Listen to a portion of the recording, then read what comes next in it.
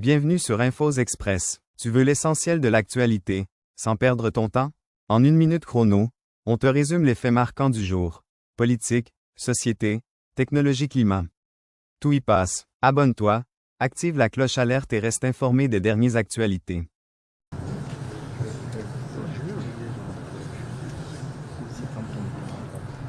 Monsieur le Président du Conseil constitutionnel, honorable membre du Conseil constitutionnel, j'ai dit tout à l'heure à ma première prise de parole combien j'étais honoré de reprendre la parole devant vous dans cette procédure contentieuse préélectorale.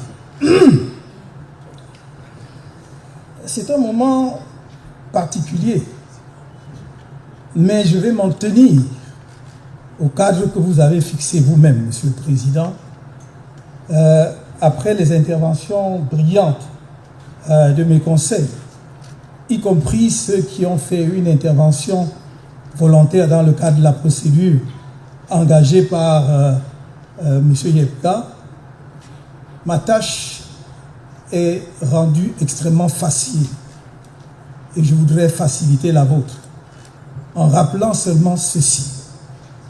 Lorsque un citoyen camerounais est appelé à faire acte de candidature dans une opération électorale, il vérifie, en l'occurrence, s'agissant de l'élection présidentielle, si la formation politique qui présente sa candidature réunit les exigences fixées par la loi. En l'occurrence, ce que j'avais à faire était de vérifier d'abord si le Manidem est un parti politique légalisé. Il est apparu très clairement que c'est le cas, puisqu'il a été légalisé le 9 mars 1995. Si les instances compétentes pour porter ma candidature, et voilà que par la force des choses, ce que je voulais éviter, j'y entre, si dans l'organe qui me confère l'investiture a compétence pour le faire, au regard justement des textes de ce parti, vérification faite, c'était le cas. Dès lors que ces vérifications sont faites par rapport à la conformité de l'association qui va porter la candidature du candidat, ce qui lui reste à faire, c'est de fournir les pièces requises par la loi. Et c'est ce que nous avons fait en vertu des articles 117 et 122 du Code électoral. Il n'y a pas une seule pièce qui manque. Tellement évident que nous remplissions toutes les conditions requises que Elekam lui-même, à aucun moment n'a signalé une pièce qui manquait. Dans la procédure qui a précédé la nôtre, on a signalé par exemple l'absence de la lettre de présentation de candidature ou bien l'absence du versement des 30 millions. Rien de tel dans notre dossier. Le seul argument que Elekam présente, c'est de dire pluralité d'investiture. Mais on vous a démontré à suffisance qu'il n'y a pas de pluralité d'investiture. Et il ne pouvait pas y avoir pluralité d'investiture, surtout si celui qui prétend présenter une autre candidature ne rapporte pas la preuve qu'il est membre de l'association, qu'il est encore et toujours membre de l'association en question. Et il apparaît de toute évidence qu'il a cessé d'être membre de cette association depuis 2018. On vous a fourni les éléments pertinents à cet égard. Il me semblait dès lors que la tâche du Conseil de votre oblige juridiction serait extrêmement simplifiée. De dire, en l'occurrence, ma modeste personne, est-ce que M. Kamto a fourni tout ce qui est requis par la loi? S'il a fourni, il n'y a pas de pluralité de candidature, puisque ce que l'on prétend être une deuxième candidature est une non-candidature étant présentée par quelqu'un qui n'est pas membre du Manidem, encore moins président de cette formation politique.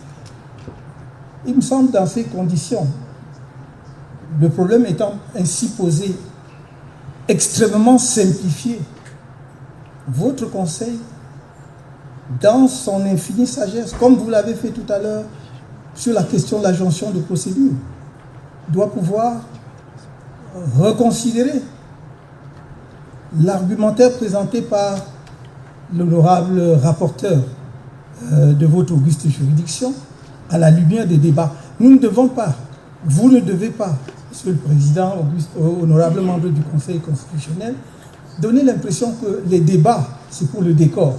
Qu'en fait, votre décision est gravée dans le marbre et quel que soit ce qu'on peut dire pendant des heures ici, lors des plaidoiries devant vous, ça ne sert à rien. Il me semble que c'est pour éclairer davantage votre lanterne pour que votre décision soit la meilleure possible. Je ne vais pas ici, ça n'est pas le lieu, ça n'est ni le lieu ni l'occasion, me lancer dans d'autres considérations qui ne sont pas proprement et exclusivement juridiques. En disant ce que je viens de dire, vous devez simplement, Monsieur le Président, conclure que c'est à tort que ELECAM a rejeté le dossier de candidature de M. Kamto puisqu'il satisfait à toutes les exigences prévues aux articles 117 et 122 du Code électoral. Et en le disant, justice sera rendue. Je n'ai pas de doute que vous saurez le faire.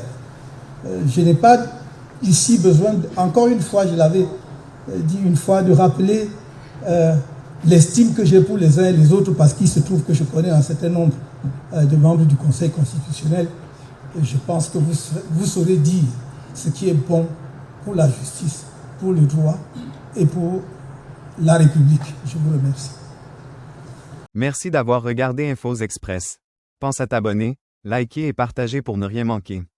Dis-nous en commentaire ce que tu veux voir demain. À très vite pour un nouveau Point Actu Express.